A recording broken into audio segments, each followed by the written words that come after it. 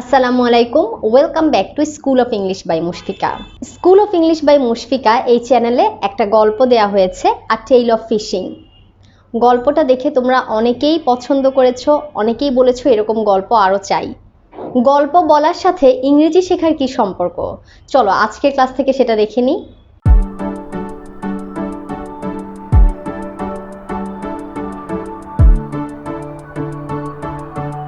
গল্প শুনতে সবাই ভালোবাসে, ছোট বড় সবারই কিন্তু ভালো লাগে গল্প শুনতে।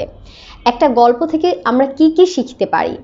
প্রথমে দেখো, বাক্যের গঠন বুঝতে পারা। আমি বলেছি একদম সিম্পলি আমরা ভার্বগুলো যদি জানি, present indefinite, past indefinite, future indefinite, এই তিনটা টেন্সের সাধারণ ধারণা যদি থাকে তাহলে কিন্তু আমরা ইংরেজিতে ইজিলি কথা বলতে পারবো। তুমি যখন একটা গল্প পড়বে বা একটা গল্প শুনবে, তুমি কিন্তু বাক্যের গঠনটা বুঝবে। সেটা কি অতীতের কথা ছিল, পাস্টে, নাকি এখন প্রেজেন্টে, নাকি ফিউচারে। তখন তুমি দেখবে কোথাও উইল লেখা আছে, কোথাও এম ইজ আর, কোথাও ডু ডাজ, কোথাও ওয়াজ ওয়্যার। এই থেকে কিন্তু তুমি বাক্যের গঠনটা বুঝতে পারবে। সবসময় যে রুলসগুলো তুমি শিখো সেটা যখন একটা গল্পের মধ্যে দেখবে এবং ইজিলি ফাইন্ড আউট করতে পারবে, তখনই বুঝবে তুমি আস্তে আস্তে গ্রামারে দক্ষ হচ্ছ। 2 নম্বরে দেখো, নতুন শব্দ শেখা এবং বাক্যে এর প্রয়োগ বুঝতে পারা। আমরা যখন একটা ইংরেজি গল্প পড়ি, সব ওয়ার্ড কিন্তু আমাদের জানা থাকে না। কিছু ওয়ার্ড থাকে একদমই আননোন, কিন্তু গল্পের প্রেক্ষাপটে আমরা এর অর্থটা বুঝে নিই।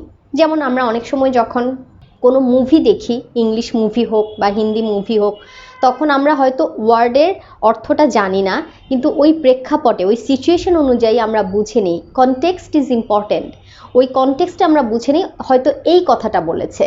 এরকম তুমি যখন স্টোরি পড়বে বা শুনবে, তখন তুমি নতুন শব্দ শিখতে পারবে এবং এটা থেকে বাক্যে প্রয়োগটাও বুঝবে। 3 নাম্বার হচ্ছে জড়তা কাটানো। যেই ওয়ার্ডগুলো আমরা জানি সেগুলো আমরা কারো সামনে এসে বলতে ভয় পাই, মুখে জড়তা থাকে। ইভেন অনেকে একা একা যদি একটা গল্প বলতে নেয় সেখানেও আটকে যায়, কিন্তু ওয়ার্ডগুলো কিন্তু জানা থাকে।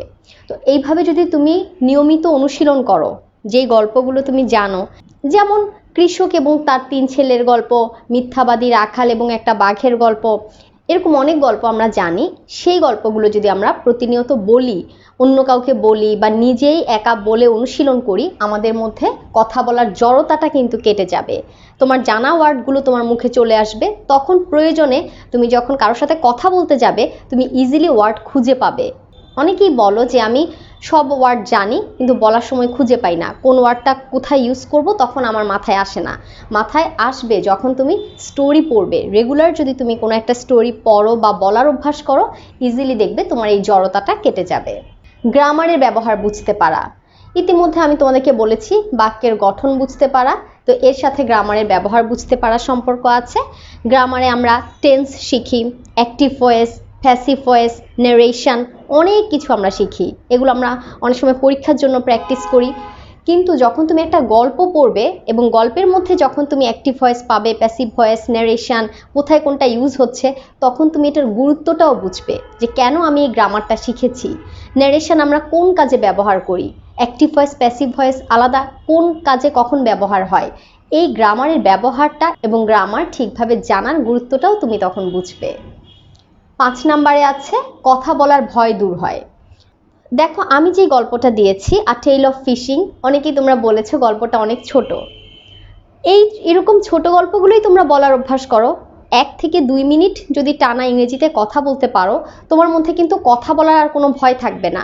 ইজিলি তুমি যদি 2টা মিনিট ইংরেজিতে কথা বলতে পারো, যে কোনো একটা ঘটনাকে সাজিয়ে বলতে পারো, তোমার কথা বলার ভয়টা চলে যাবে। এই কারণে বেশি করে গল্প শুনবে এবং যে গল্পগুলো শুনেছো নিজে আবার নিজের মতো করে বলার চেষ্টা করবে। 6 নম্বরে একঘেয়েমি থেকে বের হয়ে আনন্দের সাথে শেখা। আমার কাছে মনে হয় এটা অনেক ইম্পর্টেন্ট একটা বিষয়, কারণ শেখার মধ্যে আনন্দ থাকতে হবে। কোনো কিছু যখন তুমি শিখবে তোমার যেন ভালো লাগে।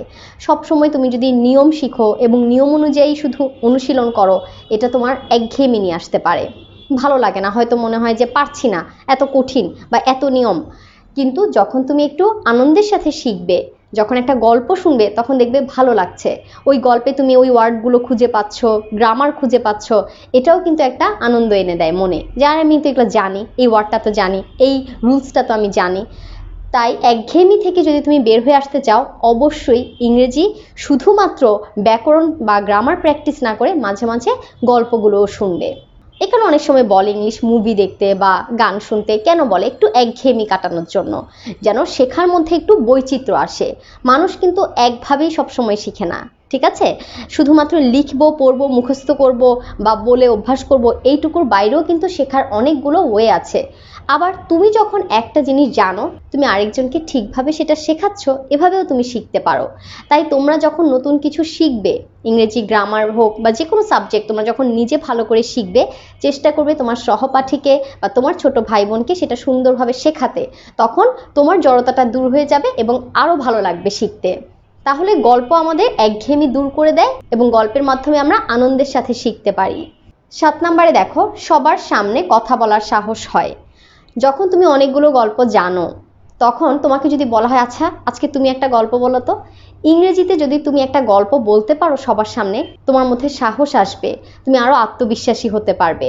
তাই ইংরেজিতে গল্প বলার অভ্যাস করবে, এবং সেটা শুধু একা না, তোমার মা বাবার সামনে, তোমার ফ্রেন্ডদের সামনে গল্পটা ইংরেজিতেই বলবে। তখন তোমার মধ্যে একটা সাহস আসবে, যে কোনো জায়গায় তুমি ইংরেজিতে 10টা বাক্য সহজেই বলতে পারবে। 8 নম্বরে বাচনভঙ্গি সুন্দর হয়। গল্প বলার অভ্যাস করলে অবশ্যই তোমার বাচনভঙ্গি সুন্দর হবে, কারণ গল্পে বিভিন্ন চরিত্র থাকে, কারো কণ্ঠটা অনেক বেশি উপরে যায়, কখনো কণ্ঠটা নামে। তো এই যে লো পিচ, হাই পিচ, বিভিন্ন পিচ ঠিক রেখে আমরা স্বরভঙ্গি চেঞ্জ করি, এভাবে আমাদের বাচনভঙ্গিটা সুন্দর হয়। এক একজন এক একভাবে কথা বলে গল্পে, তাই না? তুমি যদি সেই বিষয়গুলো খেয়াল করে নিজের ভয়েস বা নিজের কণ্ঠস্বরটাকে চেঞ্জ করে করে গল্পগুলো প্র্যাকটিস করো, দেখবে তোমার বাচনভঙ্গিটা সুন্দর হবে। নিজ থেকে লিখতে এবং বলতে শেখা। প্রথমে লেখার কথাটা বলি, যেটাকে ফ্রি হ্যান্ড রাইটিং বলি আমরা, যে নিজ থেকে কিছু লেখা। তুমি যখন অনেকগুলো গল্প পড়বে, তোমার কিন্তু অনেক শব্দ মনে আসবে, মাথায় থাকবে, ধারণা থাকবে তোমার। যখন তোমার অনেক ধারণা থাকবে, ইজিলি তুমি নিজেও কিছু লিখতে পারবে। সবসময় তুমি বইয়ের উপর ডিপেন্ডেন্ট হবে না, একদম নির্ভরশীল হয়ে যাবে না যে আমি বই ছাড়া কিছু লিখতে পারি না বা মুখস্থ ছাড়া হয় না। ক্লাস 6-7 তো স্টোরি রাইটিং একটা কোয়েশ্চেনও আছে। তোমরা যদি নিজেরা অনেক গল্প শুনো এবং সেটা প্র্যাকটিস করো, তোমরা নিজে থেকে অনেক গল্প লিখতে পারবে এবং প্রতিনিয়ত বলার অনুশীলনের মাধ্যমে বলতেও শিখবে। গল্পের যে বাক্যগুলো আছে, গল্প বলার সময় কিন্তু হুবহু আমরা সেই বাক্যগুলোই বলি না। দেখা যায় 1-2টা সেন্টেন্স নিজেরা বানিয়ে বলছি, গল্পের সাথে মিল রেখে হয়তো নিজেরা 2-1টা সেন্টেন্স যোগ করছি। তখন তোমার নিজ থেকে বলার অভ্যাসটাও তৈরি হবে। দেখো, আমি যখন একটা কথা কারো কাছ থেকে শুনি আবার অন্য কাউকে সেটা বলি, তখন একটু এদিক ওদিক চেঞ্জ হয়। ঠিক এরকম যখন তুমি একটা গল্প শুনবে, সেটা যখন তুমি তোমার ভাষায় বলতে যাবে, 1-2টা সেন্টেন্স চেঞ্জ হবে। এভাবেই তুমি নিজ থেকে বলতে শিখবে। 10 নম্বরে, এটা খুব গুরুত্বপূর্ণ একটা বিষয়, উচ্চারণটা ঠিক করা। কিন্তু আমি এটা 10 নম্বরে এই কারণে রেখেছি যে উচ্চারণ সুন্দর করা, এটা নিয়ে তোমরা অনেক বেশি চিন্তা করবে না, অনেক বেশি দুশ্চিন্তায় ভুগবে না যে আমার উচ্চারণটা হয়তো ঠিক হচ্ছে না, আমি সবার সামনে বলবো, যদি উচ্চারণটা ভুল হয়, কেউ যদি হাসে। অ্যাটলিস্ট সবার আগে চিন্তা করতে হবে তুমি যেন মনের ভাবটা সঠিকভাবে প্রকাশ করতে পারো, তুমি যেন বলতে পারো 5-10টা সেন্টেন্স তুমি যেন ইংরেজিতে বলতে পারো।